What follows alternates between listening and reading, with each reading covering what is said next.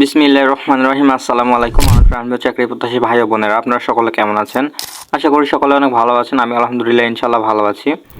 তো আজকের ভিডিওটা আমি বেশি বড় করব না, জাস্ট আপনাদেরকে কিছু কথা বলবো এবং আপনারা মনোযোগ সহকারে সে কথাগুলো শুনবেন, কেননা সব কাজেরই কথা বলবো। অবশ্যই ভিডিওটি প্রথম থেকে অবশ্যই শেষ পর্যন্ত দেখবেন। আমাকে অনেকে মেসেজ দিচ্ছেন যে বলছেন, ভাই ভূমি রেকর্ড ও জরিপ অধিদপ্তরের বাকি পরীক্ষাগুলো কবে হবে, কোনো আপডেট দিচ্ছেন না কেন, আপডেট দেন। আসলে ভাই এটার কোনো এখন পর্যন্ত আপডেটই নাই, তো আপনাদেরকে আমি কি দিব বলেন? আজকে নতুবা কালকের মধ্যে যদি কোনো আপডেট না আসে পরীক্ষা সম্পর্কিত, তাহলে ভাই 7 তারিখে আর পরীক্ষা হচ্ছে না।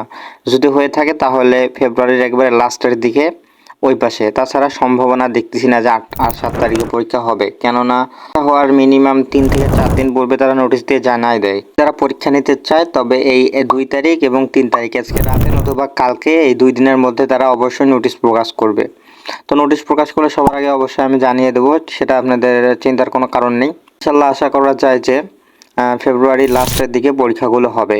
কিন্তু এখানে একটা আমার কথা রয়েছে, সে কথাটা একটু মন দিয়ে শুনবেন সকলে। তো খারাপ লাগলেও সত্য যে গত মাসের উল্লেখযোগ্য কোনো পরীক্ষাই হয়নি। বিভিন্ন দপ্তরে আমি অনেক খোঁজ খবর চালিয়েছি, সেখান থেকে আমি যা জানতে পারলাম সেটি হচ্ছে যে পরীক্ষার কোনো রকম অনুমতি দিচ্ছে না এবং বাজেট সংক্রান্ত সকল জটিলতা রয়েছে তাদের, তাই এত ঘন ঘন রিসার্কুলার দিচ্ছে। আপনারা লক্ষ্য করলে দেখতে পাবেন যে এই ভূমির কথা বলেন, এটি 3বার রিসার্কুলার দিয়েছে, তিনবার।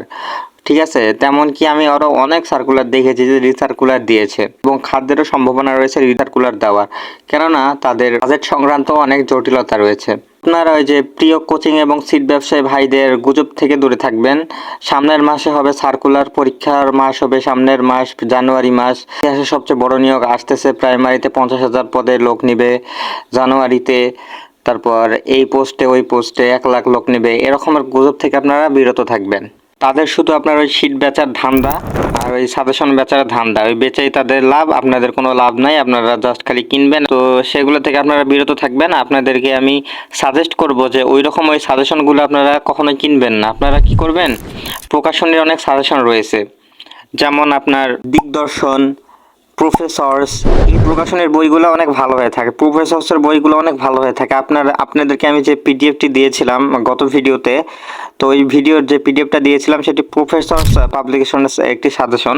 তো সেই সাজেশনটি অনেক ভালো, সেইখানে আপনারা বিগত সালের অনেক প্রশ্ন পাবেন, প্লাস আপনাদের পরীক্ষার জন্য মানে যতটুকু লাগে আর কি সব বিষয়ে সেখানে বিস্তারিত আছে। সে কারণে আপনাদেরকে সেই সাজেশনটি আমি দিয়েছিলাম।